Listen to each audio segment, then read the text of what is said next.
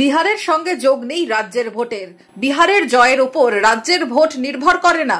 বিহারে একটা মমতা বন্দ্যোপাধ্যায় নেই, তাই জয়ী বিজেপি। মুর্শিদাবাদের দাবি তৃণমূল নেতা দেবাংশু ভট্টাচার্যের। এদিন কান্দিতে কি বললেন দেবাংশু?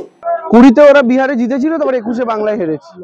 বিহারে জিতলো কিনা তার উপরে বাংলার কিছু নির্ভর করছে না, কারণ গত 2021-এ বিধানসভা নির্বাচনে আমার মনে আছে খেলা হবে বলে একটা স্লোগান লিখেছিলাম। ওই স্লোগানে একটা স্তবক ছিল যে আমার মাটি সইবে না, ইউপি বিহার হইবে না, বাংলা আমার বাংলার হবে, বন্ধু আবার খেলা হবে।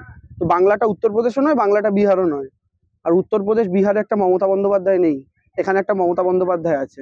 আর উত্তরপ্রদেশ বিহার বিজেপিরই রাজ্য ছিল, বিজেপি জিতেছে। আর বাংলাও মমতা বন্দ্যোপাধ্যায়ের আছে, মমতা বন্দ্যোপাধ্যায় জিতবে।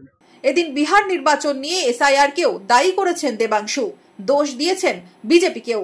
ভোটারদের বাদ দিয়ে যাদব ভোটার, যারা ওখানকার আরজেডির মেন ভোট, যারা সমর্থন পায় তেজস্বী যাদব, তাদের মেনলি ভোটার লিস্ট থেকে বাদ দিয়ে, বহু জীবিত মানুষদের ভোটার লিস্ট থেকে বাদ দিয়ে এই একটা ব্যাপার হয়েছে। প্লাস একটা নির্বাচনী অ্যারিথমেটিকও ছিল। এলজেপি বলে একটা দল, যারা 2020-তে ওদের সঙ্গে জোট করে লড়েনি, এবার জোট করে সঙ্গে লড়েছে, তাদের একটা 8-10% ভোট আছে।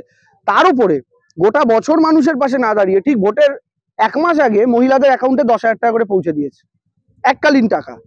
মানে তো ঘুষ দিয়ে ভোট জেতা। আরে মমতা বন্দ্যোপাধ্যায় লক্ষ্মীর ভান্ডার দেন, প্রত্যেক মাসে দেন, ভোটের আগেও দেন, ভোটের পরেও দেন, কিন্তু এরা নির্বাচনের আগে 10,000 টাকা করে দিল, দিয়ে তারপর ওইটার একটা হয়েছে, সেটার একটা মানে ঘুরপথে টাকার মাধ্যমে ভোট।